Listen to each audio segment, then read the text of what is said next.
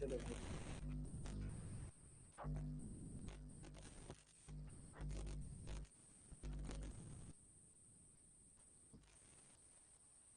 चलो हटो। बोलते हैं विधायिका बोलते हैं। किसी ने कुछ कहा क्या?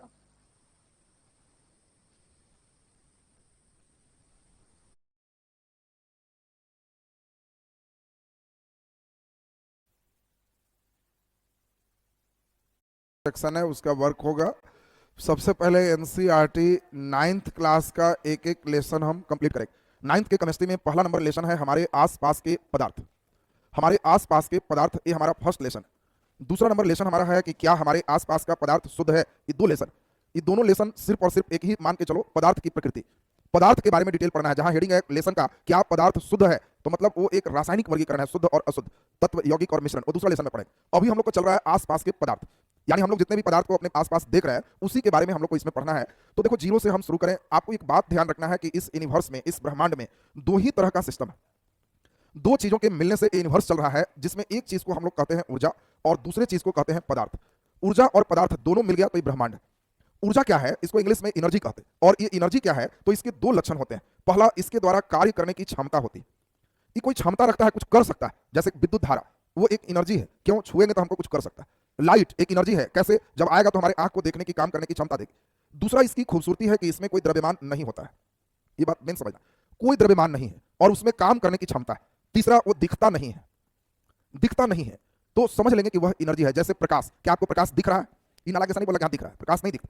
प्रकाश सिर्फ एक सेंस ऑफ विजन देता है, बस, और कुछ नहीं। तो इसका प्रकाश का मास क्या है, जीरो, दिख नहीं रहा, देखने की क्षमता दिया, तो प्रकाश एक पदार्थ नहीं है, प्रकाश एक ऊर्जा।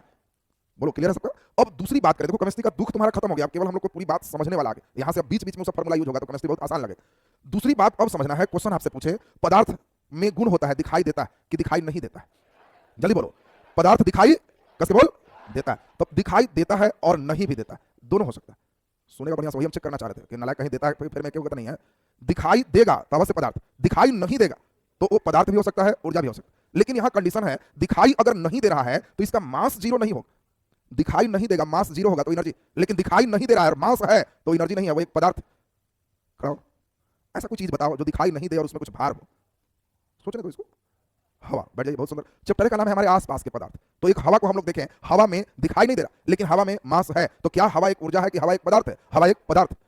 बोल, डाइंग चुड़ैल किसमें रखेगी? भूत प्रेत पदार्थ है कि ऊर्जा? भूत किसमें है करे?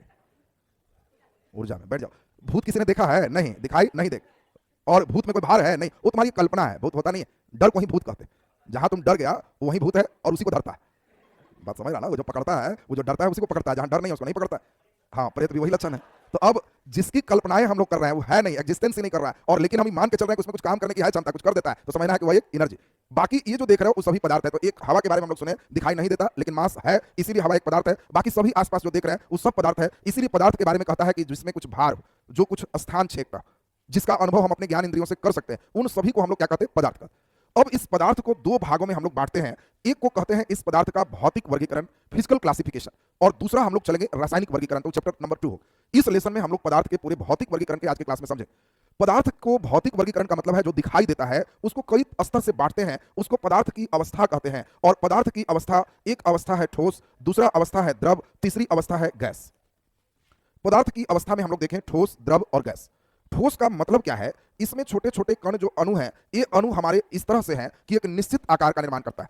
द्रव में ये अणु थोड़ा थोड़ा दूर है और गैस में यह अणु काफी दूर दूर।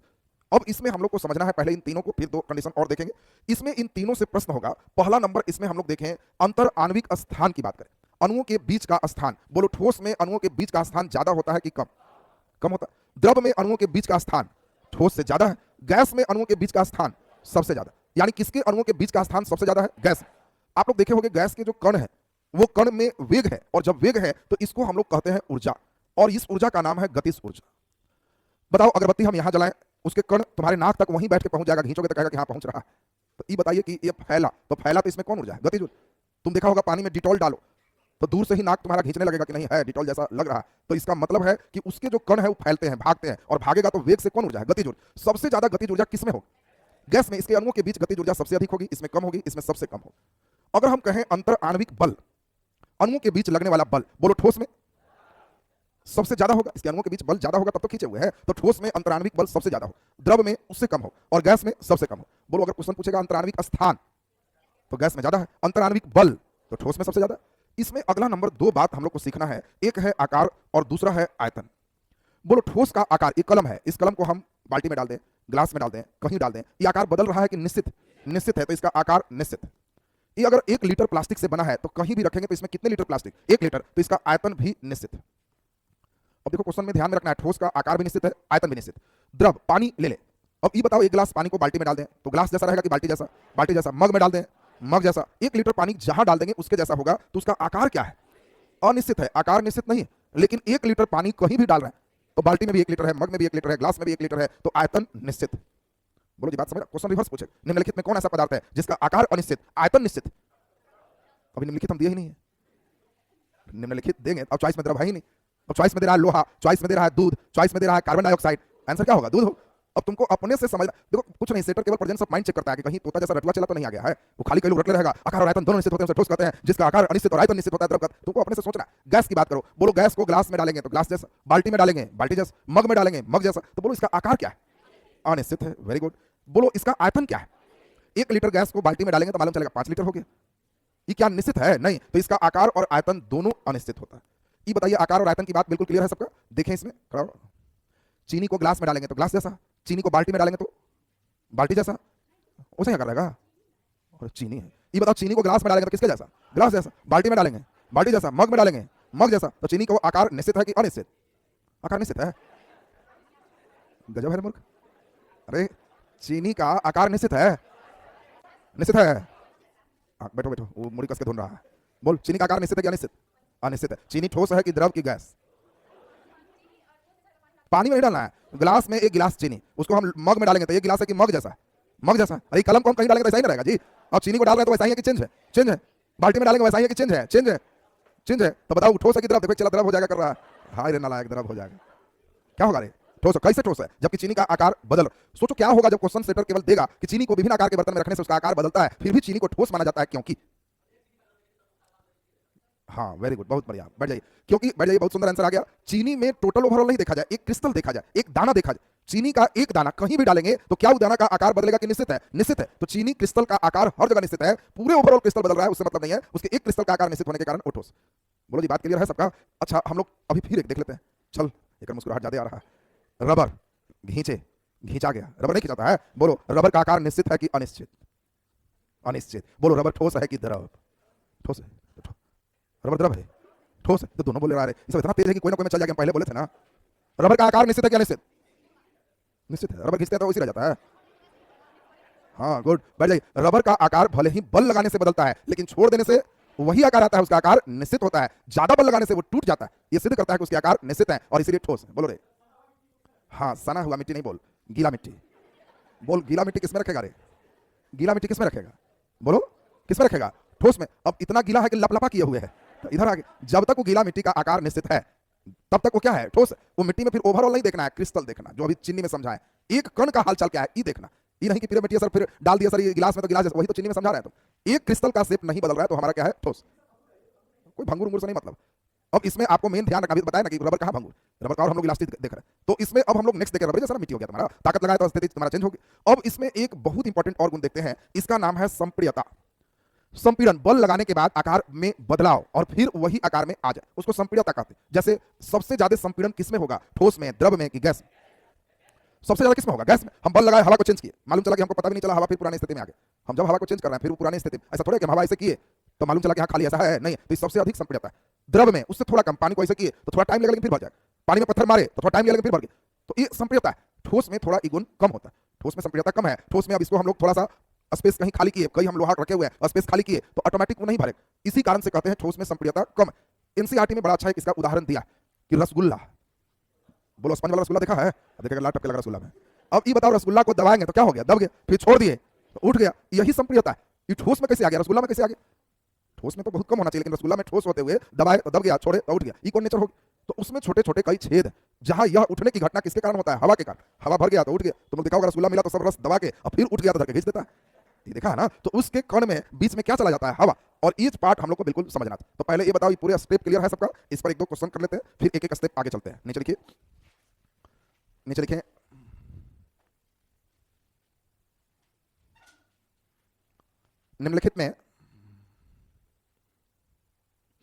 निम्नलिखित में वह कौन सा पदार्थ है, वह कौन सा पदार्थ है जिसका आकार और आयतन, जिसका आकार और आयतन दोनों अनिश्चित है, आकार और आयतन दोनों अनिश्चित है, दोनों अनिश्चित है। चॉइस ए जल, चॉइस बी लोहा, चॉइस सी ऑक्सीजन, चॉइस डी इनमें से कोई नहीं। बोलो, क्लियर है सबका? आकार भी अनिश्चित, आयतन भी अनिश्चित, तो अवश्य निश्चित रूप से वह क्या होगा? गैस। और इसीलिए हम लोग को गैस जो चॉइस में है, आंसर पहचाने आ गया सबको ना? दूसरा क्वेश्चन लिखिए, दूसरा नंबर प्रश्न लिखिए। 1 नंबर में लिखें लोहा, 2 नंबर में लिखें हवा, 3 नंबर में लिखें पानी।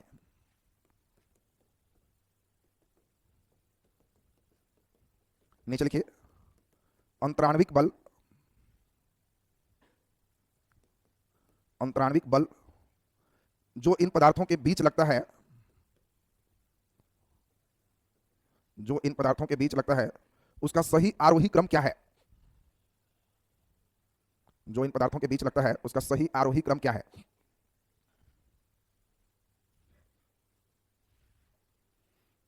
सही आरोही क्रम क्या है? चॉइस ए 2 1 3, चॉइस बी 2 3 1, सी 1 3 2, डी 1 2 3। बोलो क्या होगा? बी। गजब मूर्ख खत्म हो गए। कितने को बी लग रहा है? बी। और सी लग रहा है? सी लग रहा है। तुमको कुछ नहीं लग रहा है? सुनेगा, अंतराण्विक बल माने अणुओं के बीच लगने वाला बल। अणुओं के बीच ज्यादा बल लगेगा तो ठोस होगा, उससे कम द्रव, सबसे कम गैस। आरोही क्रम है, आरोही माने छोटा से बड़ा, सबसे कम किसमें? हवा में। तो इसीलिए सबसे कम हवा में तो 2, उससे ज्यादा पानी, और सबसे ज्यादा 2 3 1। सही आंसर बी। बोलो, इस पर क्वेश्चन रहेगा, क्लियर है सबका? चलिए सभी लोग खूब बढ़िया से भी हमारे साथ समझोगे, ध्यान देते जाओ। पहले सभी बच्चे को खूब बढ़िया से सुनना है और ध्यान देते जाना है कि एकदम स्टेप क्लियर हो जाए। हम लोग 3 तरह की अवस्था पढ़े। एक अवस्था का नाम क्या है? ठोस। दूसरी अवस्था कौन है? द्रव। और तीसरी अवस्था कौन है? गैस। सभी को बढ़िया से सुनते जाएगा, जो लोग एकदम ध्यान देगा उसको क्लियर हो जाएगा। जब हम बर्फ लिए तो बर्फ क्या है? ठोस। अगर इसको हम गर्म करेंगे तो क्या बनेगा? द्रव। द्रव को गर्म करेंगे तो गैस हो जाएगा। बोलो, अगर गैस को ठंडा करेंगे तो द्रव, द्रव को ठंडा करेंगे तो ठोस। ये तो लाइन क्लियर है। प्रकृति ने कुछ पदार्थ ऐसे भी दिए हैं जो ठोस से सीधे गैस में बदलता है और जमने पर गैस से सीधे ठोस में बदलता है।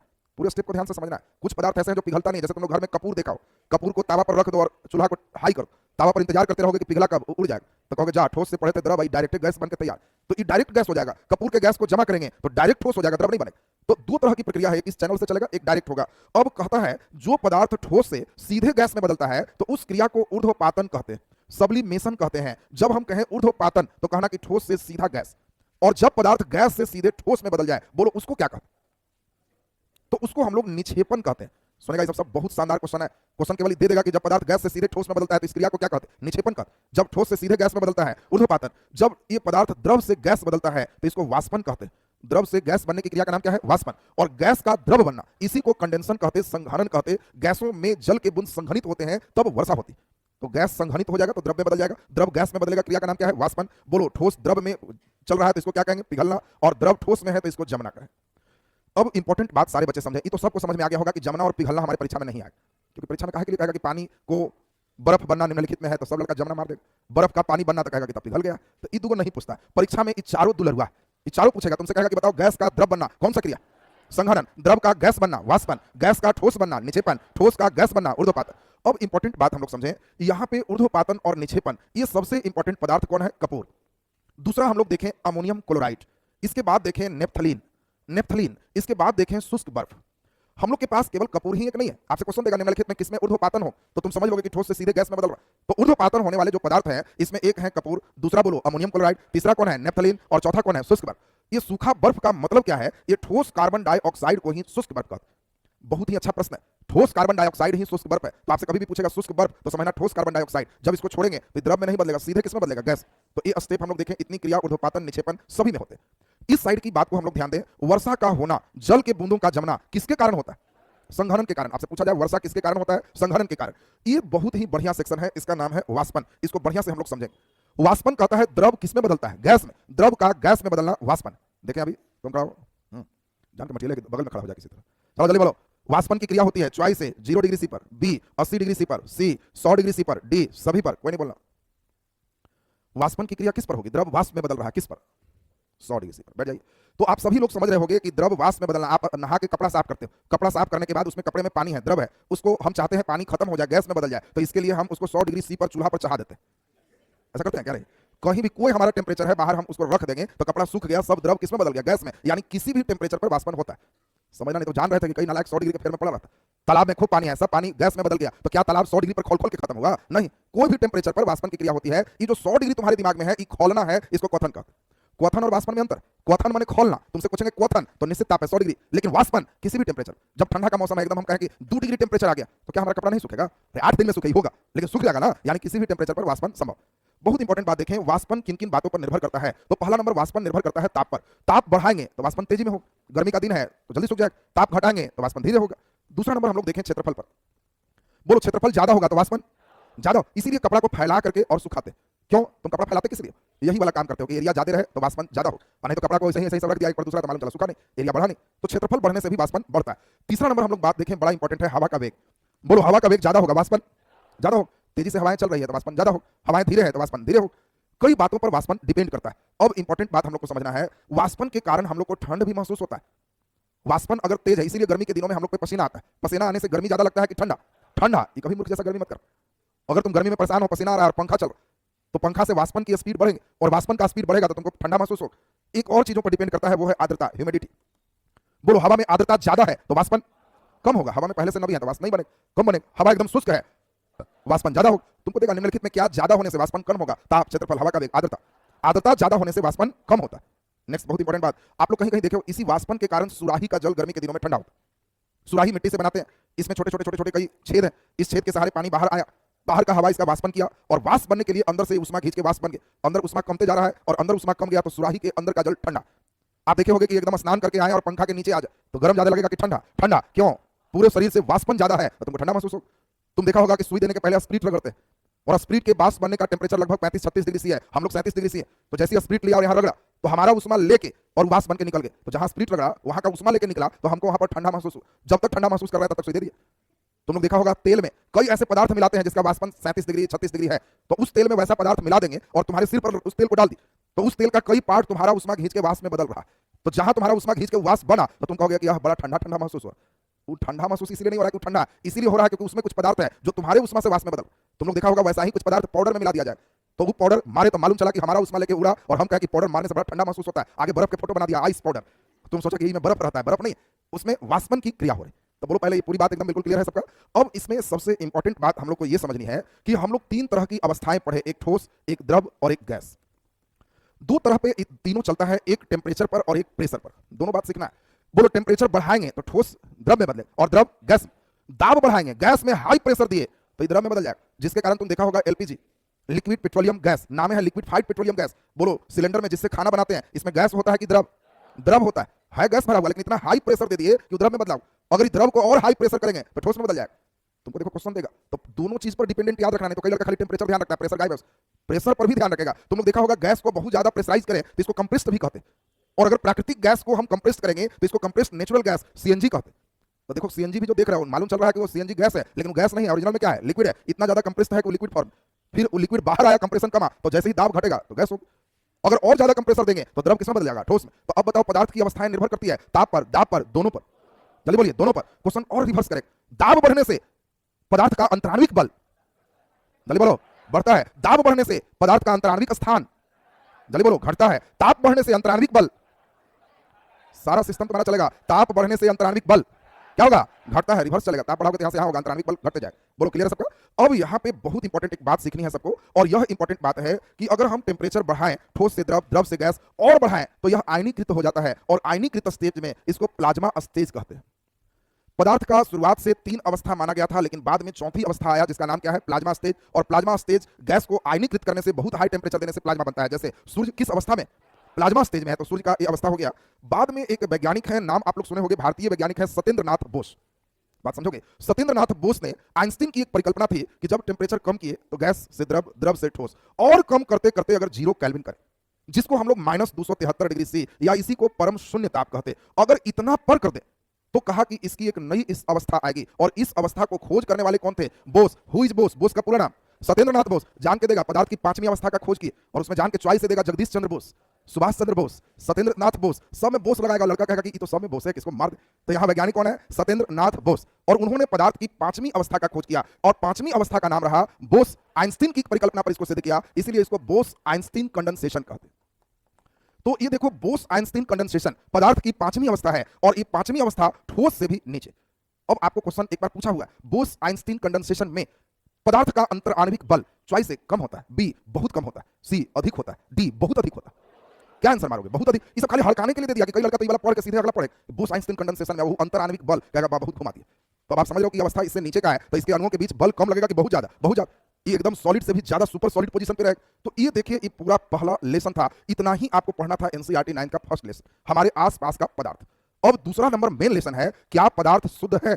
मतलब पदार्थ का ही वर्गीकरण, रासायनिक वर्गीकरण चले। रासायनिक वर्गीकरण में हम लोग 2 तरह का पदार्थ बांटेंगे, एक शुद्ध और दूसरा अशुद्ध, और उसका पूरा डिटेल कल के क्लास करेंगे। तो अभी आप एक छोटा सा गैप ले लीजिए, उसके बाद बायोलॉजी का क्लास आपका चलेगा।